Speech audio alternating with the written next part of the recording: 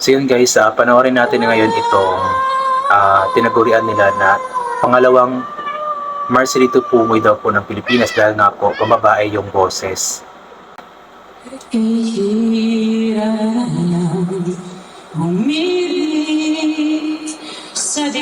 Babae nga.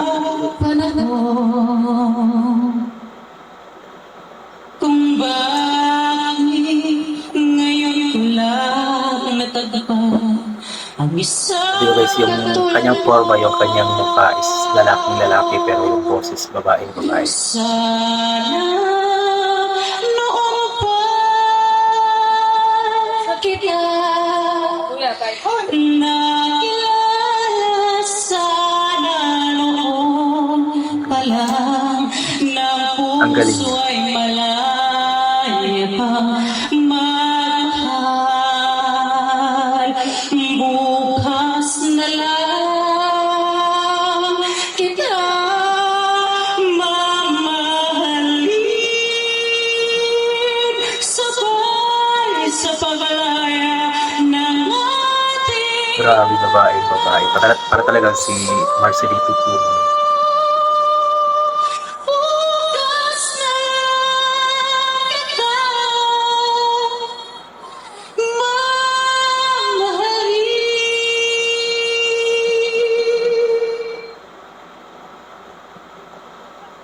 Diba? Lalaking lalaki yung mukha niya. Same na same talaga kay Marcelito Pumoy. Lang umiibig sa di tamang panahon. Kung bakit ngayon ko lang natagpuan ang isang katulad mo. Sana noon Ganda. Galing ng boses. kita nakilala sana noon pa lang ng puso ay malaya pa mamahal bukas na lang kita mamahalin sabay sa paglaya ng ating mga puso.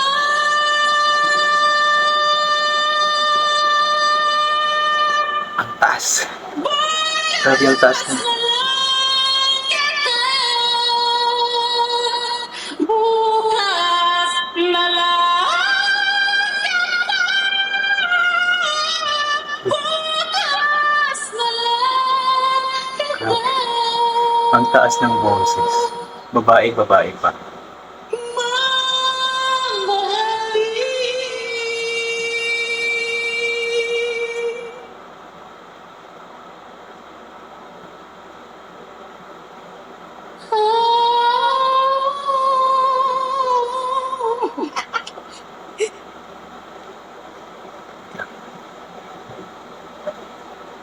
So yun po guys, yun nga po ay si natagalog ko lang to guys kasi nagbibinya ako.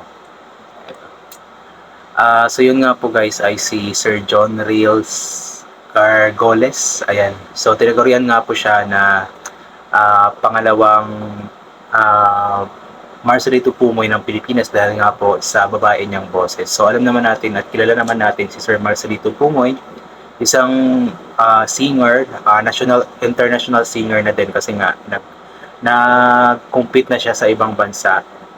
So, yung boses kasi ni Sir Marcelito Pumoy is talagang pambabae kahit na lalaking-lalaki siya. So, kaya niya magboses babae, kaya niya magboses lalaki.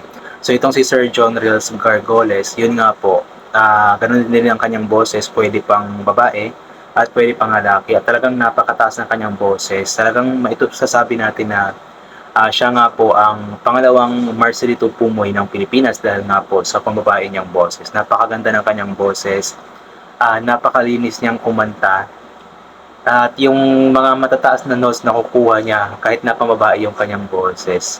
And ang nakakatawa pa dito kasi yung kanyang mukha is lalaking lalaki. Pero pag magsasalita siya is babae. Hindi naman siguro magsasalita. Pag kumakanta siya, is babaeng babae. So yun, kudos sa'yo, Kuya John Reels. Sana sumikat ka, sana makilala ka. Actually, sikat na siya ngayon eh. Hindi lang siya gaano kilala kasi nga, sikat siya sa social media, especially sa mga mahilig sa kanta. Pero hindi lang siya ganun kakilala sa Pilipinas dahil nga hindi pa siya siguro nakasali sa contest sa TV. I'm not sure kung nakasali na siya. Pero hoping na sana makasali siya balang araw. So yun nga po guys, suportahan natin ang mga ganitong talent guys, mga ganitong klaseng tao na napaka-talented. Talagang masasabi natin na napaka-talented ng mga Pilipino. Sasabi natin na yung mga Pilipino talaga ay mahilig sa kanta. Yung mga Pilipino ay inborn na siguro talaga yung pagiging magaling sa pagkanta. Hindi naman lahat. Ay naulit ko nga, sabi ko nga, nung nakaraan na 90% ng mga Pilipino ay magagaling at magaganda ang boses pagdating sa kantahan. So yun, isa nga po doon si Sir John Reels Gargoles. So actually guys, pwede nyo siyang i-follow sa kanyang Facebook account or Facebook page na John Reels Gargoles.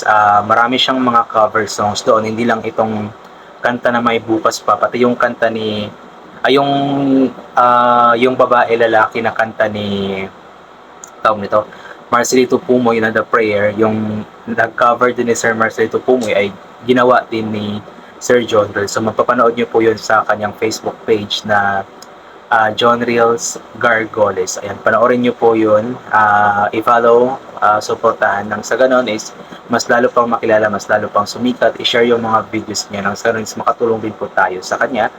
Alam ko itong talento niya na ito ang magbibigay sa kanya or sa kanila ng maaaring magandang buhay as long as magamit lamang yan sa tama.